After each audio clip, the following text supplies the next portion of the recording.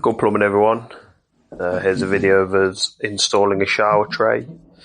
I've tried to cut out all the boring bits and leave you with the best bits. So, a couple of things to note to start with. I've applied the floor where the tray sits. I've primed it. I've also primed the back of the tray, which is quite important when you're using tile adhesive to make sure you get a good connection between the tray and the tile adhesive. So here I'm just combing the floor. I've already set the waste up, so the idea is that once this goes down, you can see the waste there on the right hand side, kind of behind my arse at the minute, but that's where the waste sits. And once you drop the tray down, you just screw it in. When I put the tray down dry, I use some packers to set the tray and get it perfectly level, so that when I come to actually drop the tray down, I haven't got too much messing about with the levels. This floor is actually quite level. It just needed picking up slightly at the front. So on the floor, I've just combed just a standard comb of tile adhesive. And then on the back of the actual tray, I basically just put a very thin bed. You'll see in a minute when I come to do the tray, it's actually got a bit of a dip in the tray on the back, which is just from when it's been cast in the factory. So I fill that dip out and then apply a comb to it so that it, ideally, when I drop it down, it's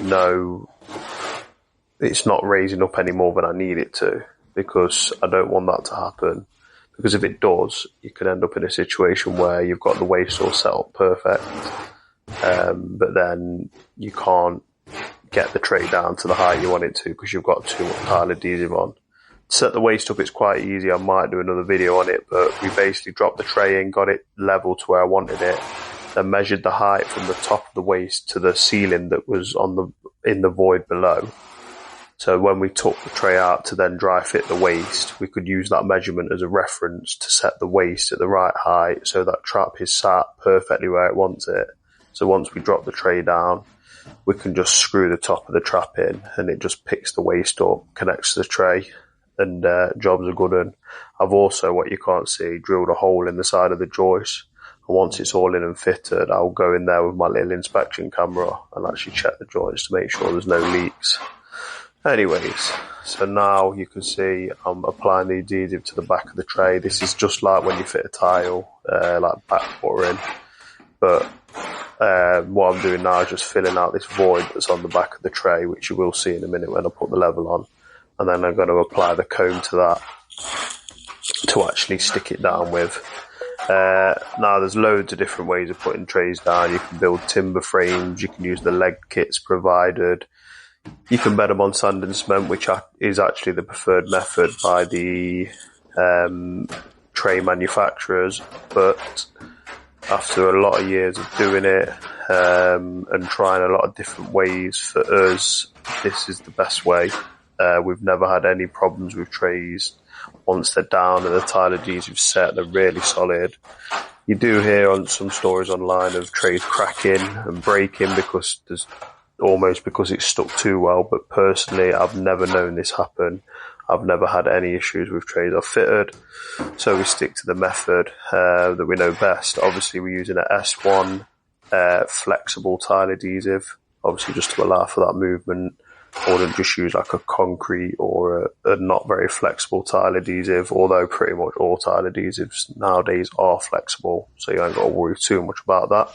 But yeah, like I say, the one sort of downside to fitting a tray like this is it possibly would void the manufacturer's warranty because it's not what they state. But like I say, I've been doing this for years and this is just the method we use. Some people do just stick shower trays down on hybrid sealant and adhesives. Anyways, you can see here, so I've put that on, you can see that line of light, that shows how bad the casting is on this tray on the back, and that's why. So I put that butter on of tile adhesive, and now I'm going to actually comb it so that it's just past the back of the tray, if that makes sense, so that when I drop it down it's going to connect to that comb of tile adhesive I've already put on the floor, and hopefully I'm going to get good contact straight away.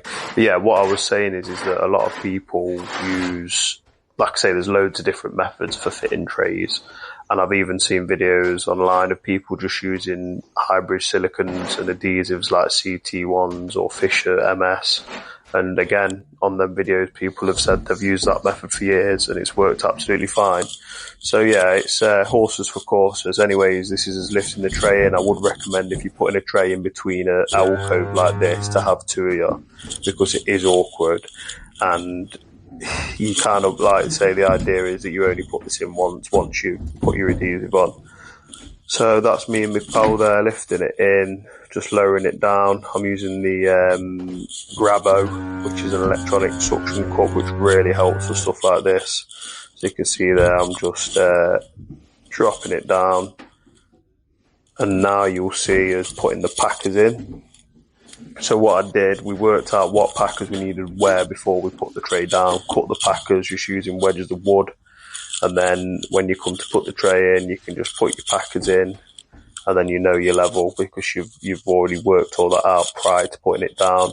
Another thing you can do is work out where you need to pick it up, especially if it's on the back edge, and screw the packers down. So again, before you put the tray down, you know the packers are there, and you know that once the tray hits them packers, it's level.